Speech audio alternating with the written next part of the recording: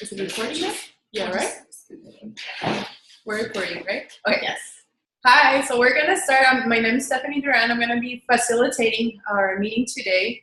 And so what we're going to do, we're going to start introducing our introductions.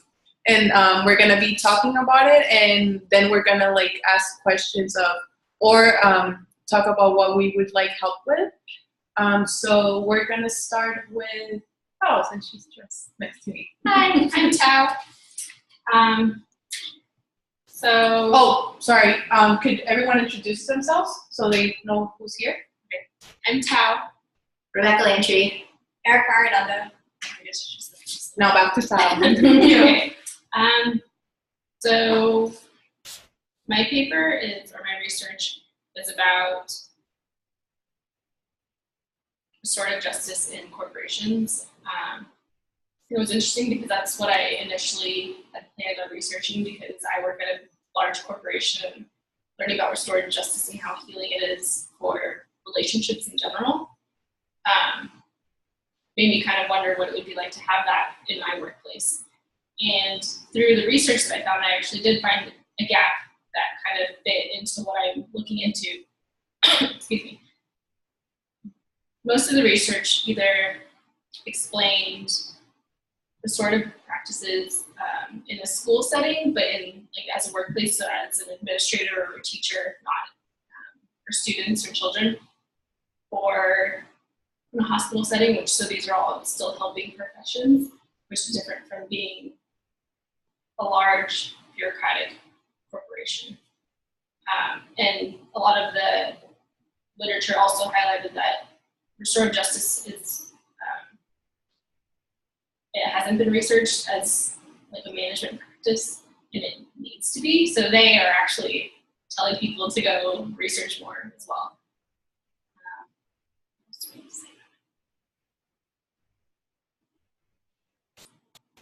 So I guess what I would mostly like help with is whether my introduction either makes sense or if I'm doing it properly. I felt like I was kind of all over the place and figuring out what to say. Which method are you using? Sorry, I'm using the quantitative method. Okay.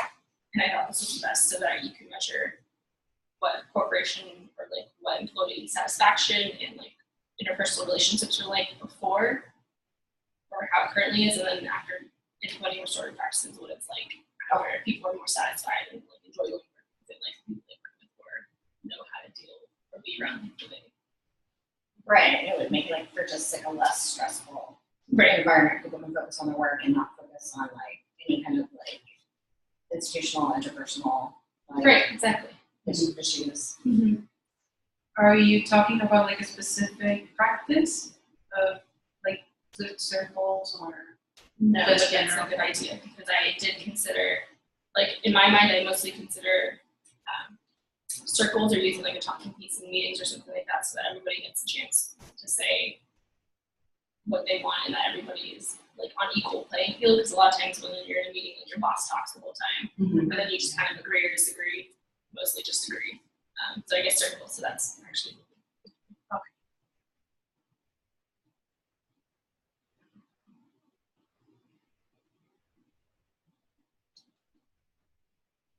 And then why didn't we have a chat?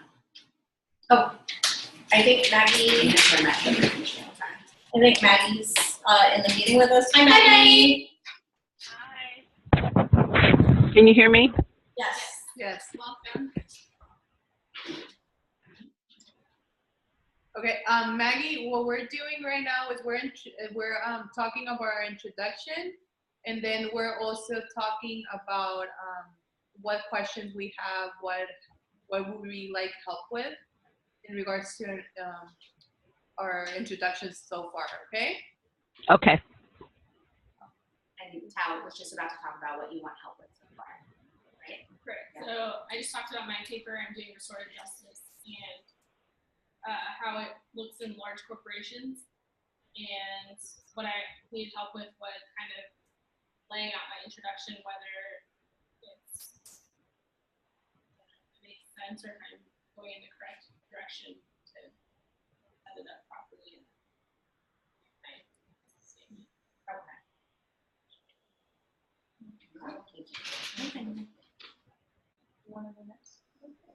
Okay, great.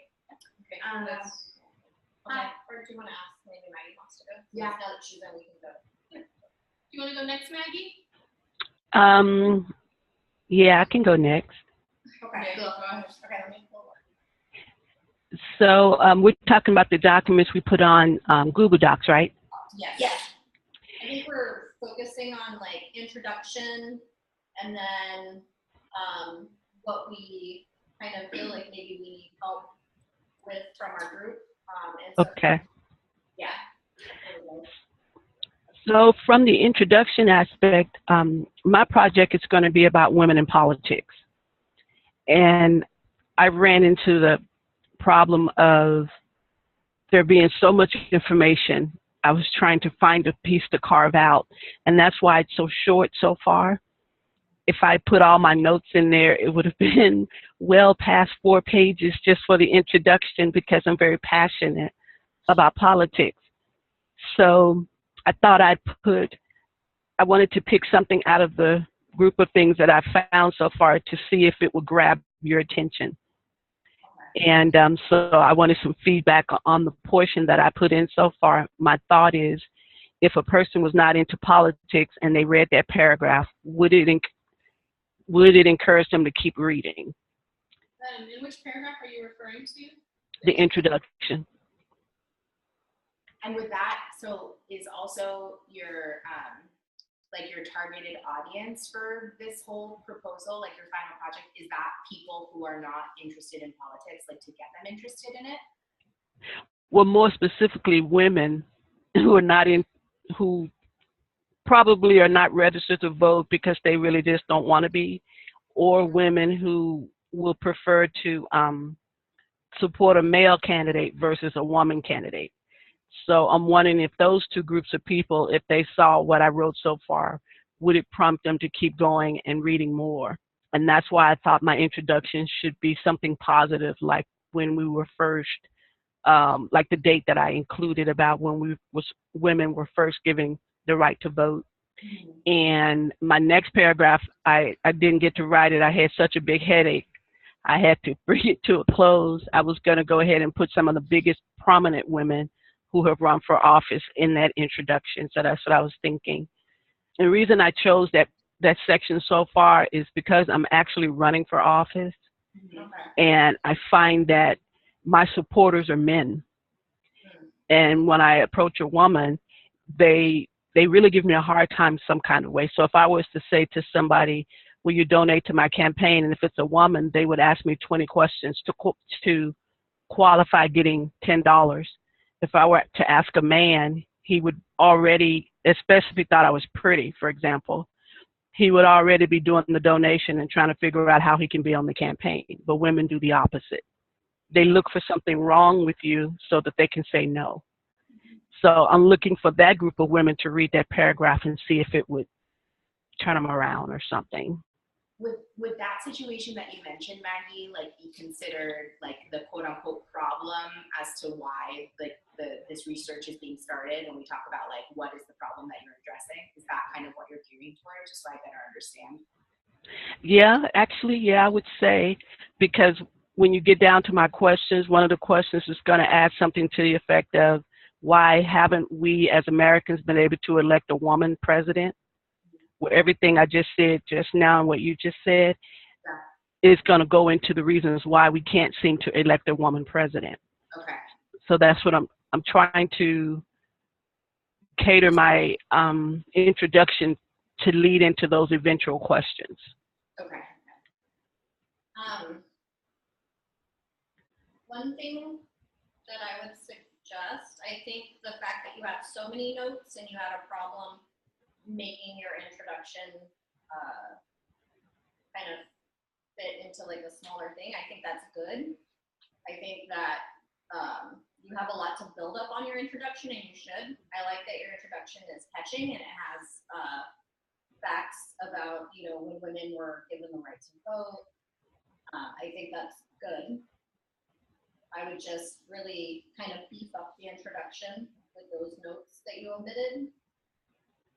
Because it could be quite long, and I guess I hadn't figured out how long can it be before it's too long. I think it needs to be 2 pages, Yeah. 2 to 3. Just for the introduction alone?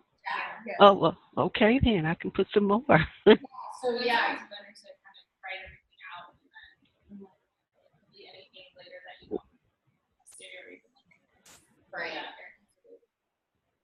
Also, something I'm kind of seeing, Maggie, and this might be my like not understanding of it quite precisely, but when I hear like trying to figure out why women can't be elected as president, that's like a really powerful charge as like an influence to want to do this. And when I see qualitative, like a qualitative study, that's more of like an impartial kind of way of doing it.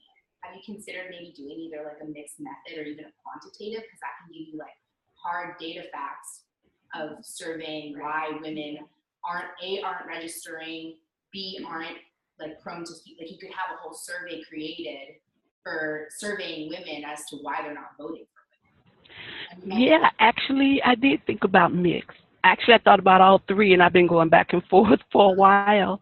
And I was going to do mixed, and ultimately chose qualitative because of the stories. Yeah. Because I plan to include some stories that most people may have heard about in the news. You know, Yeah.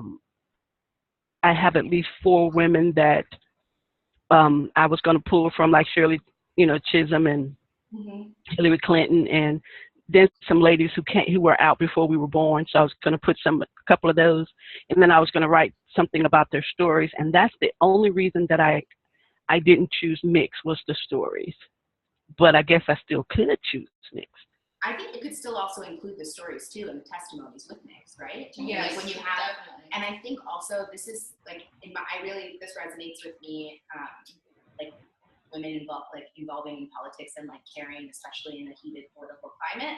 I think that's really like it's relevant and it's super important, and I think it could have a really lasting effect having both like hard data surrounding like you could see a clear informative survey and also like those statements. I think that's super impactful on the people reading that. I was thinking about, just asking that question, if given a man and a woman, which we did have in this past presidency, who would you vote for? Well, and then I thought that might be too big. I thought it might consume me. Yeah. Because I did look at the data as to how many votes Hillary got versus Trump, and she actually got the popular vote. So in a different world, she would have won. Right. And he got he only won because of the way the system is made in America.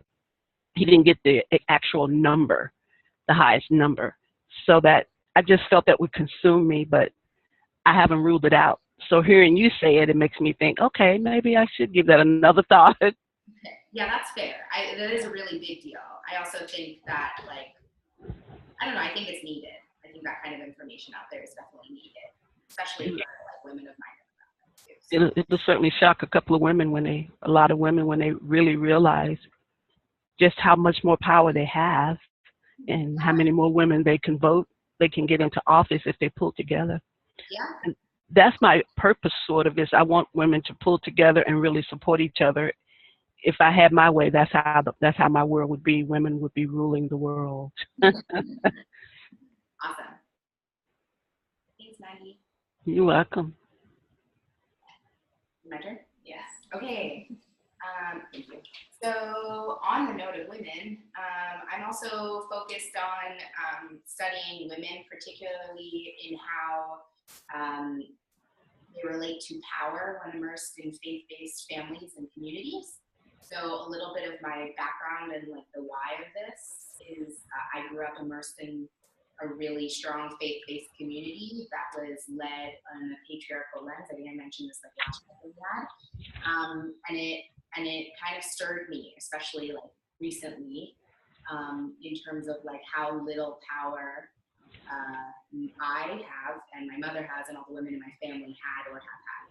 So I kind of, without casting assumptions, I want to just find out more information and cast a wide net amongst a spectrum of faith-based backgrounds to see what that looks like. So I have no hypothesis going into this. It's a qualitative study where I would use interviews amongst a sample of women from different faith backgrounds.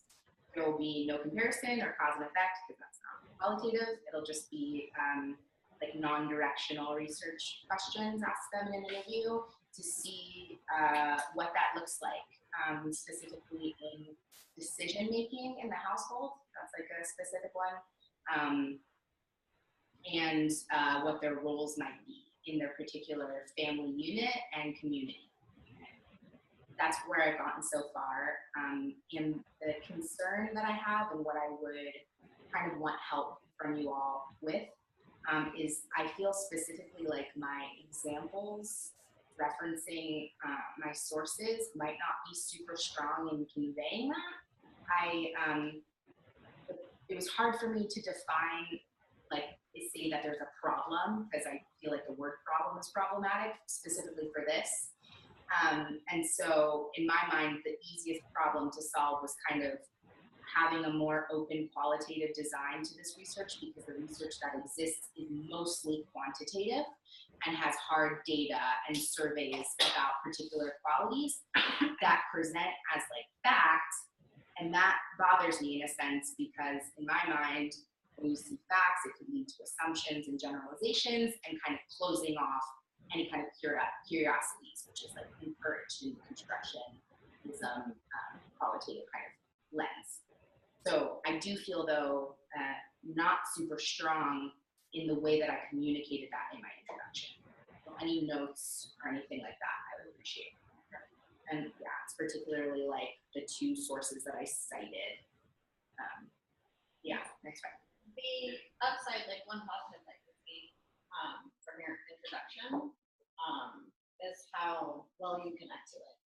And I think you seem further along than the rest of us in regards to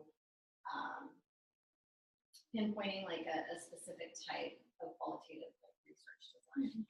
So I think that's good. I think it's not as convoluted as you think it is. Okay. Yeah, I agree. I think you pretty much have like a direction, and you know like exactly what you're using, even your method and everything. And like, yeah, I know your point that you are going, and I'm gonna read this and then see if maybe like the way you're writing it, like you said, maybe that doesn't show that message, and I'll add some notes. Right. But pretty much with what you're saying, I'm really convinced of it. Oh, thanks. Okay, I appreciate that. Yeah, no, I really like it. Yeah. I think that it would have been strong without the examples. So the fact that you gave examples kind of helped just like tie in what you're trying to say even more. So I think they're good examples. I think you're good. And then it depends on the other type of example that you can have.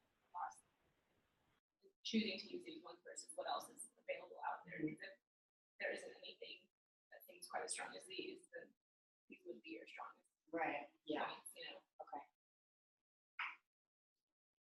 Okay. Did you see my notes when Yes. I was? So I wasn't sure, but I liked the topic so much, so I just sort of drove into it. I grew up in a community where I'm a Christian and a missionary Baptist, but women weren't allowed to do anything really if it had to do with teaching a man or a boy as a pastor, unless you were a Sunday school teacher. So then I grew up and ended up getting ordained. And then my home church accepted me.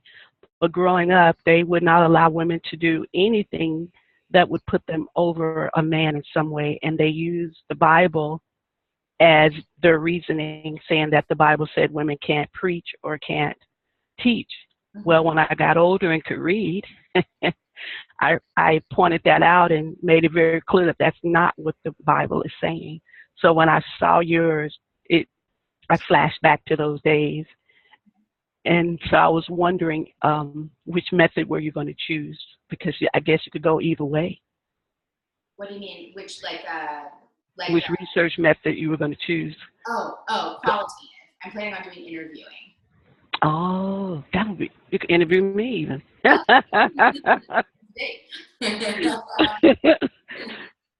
not sure because I don't see it here yet. But do you state it somewhere where you're doing interview? I think it's it's not. So that's in the procedures part.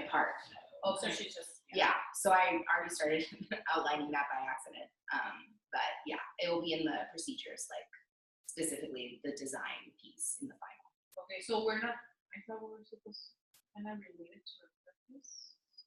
Well, I mean, and I was looking at your statement too, that it was one sentence, but then I looked back at kind of like the book Cresswell, and it finds out exactly how you're supposed to say the structure. And I looked at it and was like, you have everything that it tells you to have, and built it up in your intro, which is really like it flows really nicely into it. So that was the first thing I thought. She was like, oh, it's only one sentence, or it's like super short. Yeah, but it hits all the points that you need. Exactly, because you went into it with your Yeah, I was having a hard time thinking it up because I thought I was being super redundant. Anything I would write was just like repeating myself.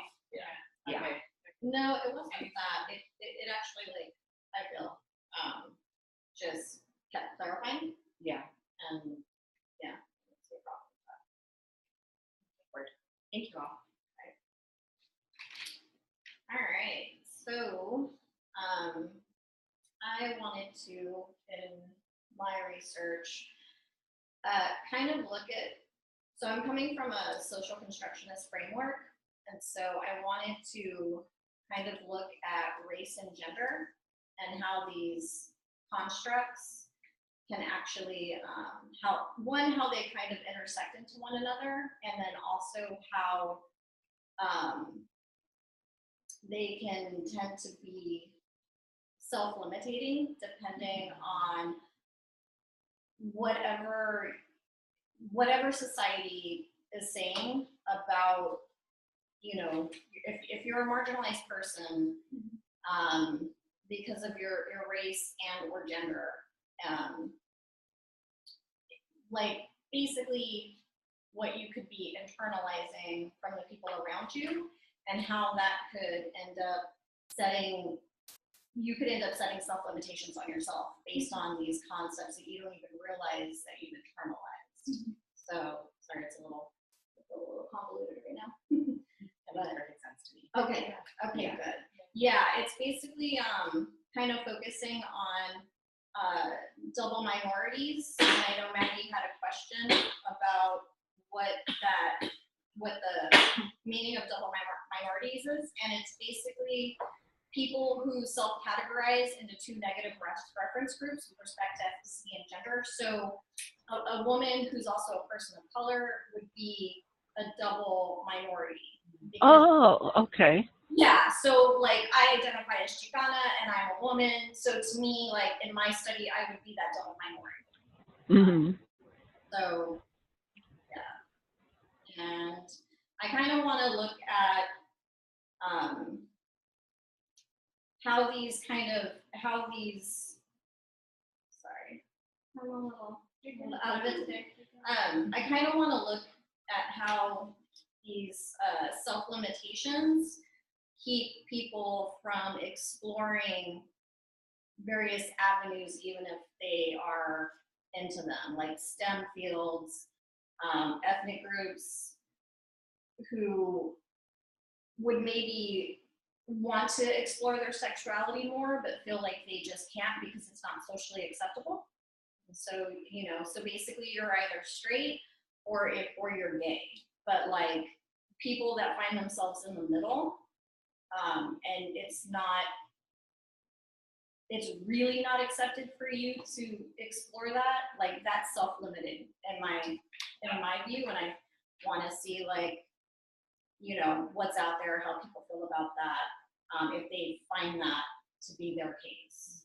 And I want to see if gender and ethnicity intersect in direction making. For instance, like with immigrants who are seeking asylum, like how their gender and their ethnicity play a part in whether or not they seek it and whether or not they actually get it. And so, yeah, those are just a couple of examples of what I want to do with this topic. And because it is coming from a social constructionist framework, I'm going to be using qualitative research. And I'm thinking of doing more of a narrative research. I'm just not really pinpointing on whether that's going to be interviewing and, if there's just going to be, like what ages I'm gonna like look. I kind of want to do all over, like across the board, young adults to older, to kind of get like a cross-generational thing going. But that's so far what I have. I think that would be a cool idea to do it cross-generational, to see Right. like the difference between someone who's been raised in a different time and how it's now has changed, or has changed with their experience with that. Right, like I'm thinking baby boomers to like millennials to like even what is the generation where, like, let's say a 17-year-old would be part of? Is it X or no? Is it generation before? No, Z? there's another letter. It's one letter. Yeah, it's a one letter. It's either Y or Z. Yeah. But yeah, I want. So I'm thinking maybe cross. The baby boomers? Huh? Baby boomers?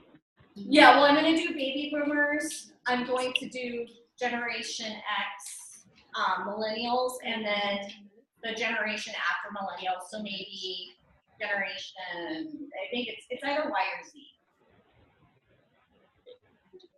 And then okay, I feel like we have 10 minutes left, so any critiques, and then we'll move on.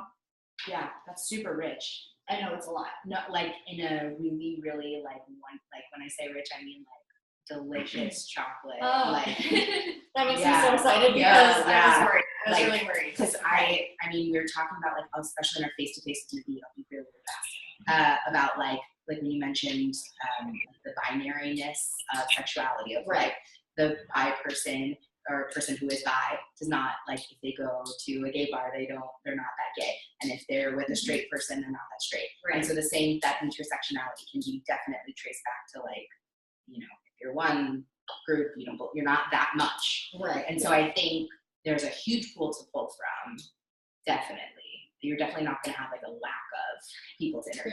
Yeah. Okay, I'm And just it's something that in my mind hasn't been done and is like just starting to be recognized. Right. Okay, good. Yeah. Awesome. There might be a few things out there that you might be able to find if you need to support your research with, maybe bicultural or something. Right. Yeah, cultural things. Yeah. There's Yes, something it's gonna have to be Thing is going to be gender and race and how they that might help. how you construct things based on those and what limitations you end up. And the sexuality piece can even be within those subcultures. Right. Okay. Yeah. Yeah. Okay. So since we only have probably like 8 minutes or something, right? Okay. So for mine, I'm doing restorative justice as well, with focus in schools. But mine, it's not necessarily using restorative justice. It's more going into, I was looking at the research, and what I couldn't find was the fact that in research you can see that it doesn't work everywhere. And sometimes, particularly in minority groups schools, it doesn't work as well, or sometimes they don't use it. And so my question was, what are the factors that are being implemented in the schools that restorative justice actually works? What makes it work, right? And because I'm really passionate about working K through 12, so pretty much I'm thinking about across grades. Thinking about separating elementary, middle, and high school in the study. And so I was thinking, because I believe that restorative justice should be implemented in all levels. I think there's a lack in elementary. I think it's mostly being targeted at middle school and high school, but I believe it's needed in elementary school too. So I think it would be good to find out what works and if there's like preventive measures that make restorative justice work, so we can actually start putting those in schools before starting with restorative justice. So I'm really passionate about that. So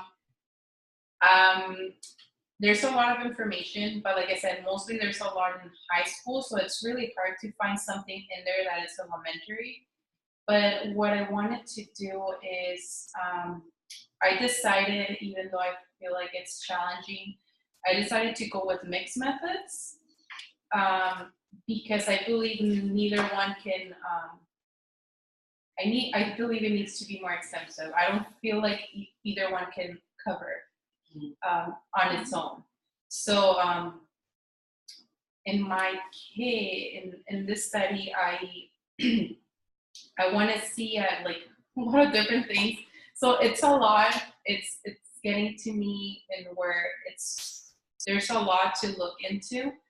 But I was thinking on, let's see.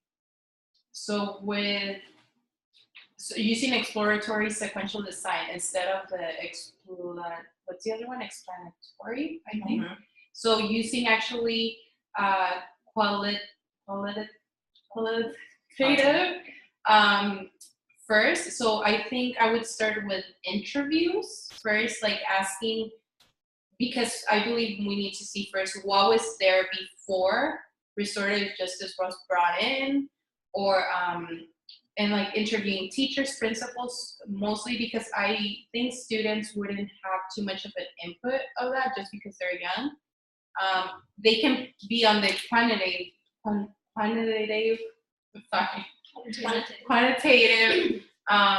measure and surveys and everything of, have they seen a difference after, before, or has it been helpful for them in their relationships, right? And if they had if there was a harm, if that helped them. And also because doing the research quantitative, sorry, I just, being Hispanic, sometimes some words are hard. But so I thought like the results could show there too, because there would be less, with restorative justice, we can always see the numbers later on, if like there's less students going to jail and having less problems with police and detentions, all these things, right? And expulsion, suspension. So yeah, pretty much it would be started with interviews with every single thing that I would aim for.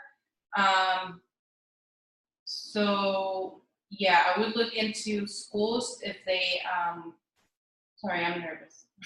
So I spaced that. So first, like, I did a lot of research questions, and actually this is where I had trouble because I didn't know how to frame them. But I wanted to see first if the schools actually, like, go and see the schools, go to different schools in elementary, middle school, and I was thinking, this is big, but my idea and my numbers were at least 30 elementary, 30 middle school, and 30 high school in San Diego in different locations. So it's like, it's not just in a certain area. So there's like different areas, because we want to see everything. We want to see like different cultures. We want to see different economic status, and okay. And so yeah, so I put it all in there. I felt like it's a lot. Oh, I think it's good. It's content heavy, but in a good way. Like, it's very easy to understand. The only thing that I would suggest is we can maybe help you define your sentences so that they're maybe a little bit clearer. Mm-hmm. But yes, yeah, because I feel like that's where you're going. But I mean, I think it's good. I like that you already have all of the work in there as far as like the other research on this topic. You've already done like your references. You have a lot. That's good. Yeah. Mm-hmm. Yeah, there was a lot of it, but like I said, not necessarily in what I would like it to be. But that's why I think this would, actually, it gave me a really good motive to research this because I couldn't find that much about what preventive methods. Okay. Okay, so we're running out of time, and we can't go overtime because it's not free. So I mean, it's free. So thank you. Thank you. And We have to upload this. Yeah, we'll all upload it. Yeah, and then I guess anything else that we want to add, we can put it in that discussion board. Is everybody okay with that? Yeah. On Google Docs. Yeah. Or Yeah. and even in the discussion board in the class. Yeah. Okay. Yeah, perfect. Cool. Okay. We'll send the link around. Thanks, everyone. thank you. Bye. Okay. Bye-bye. Bye. Have a Bye. good night.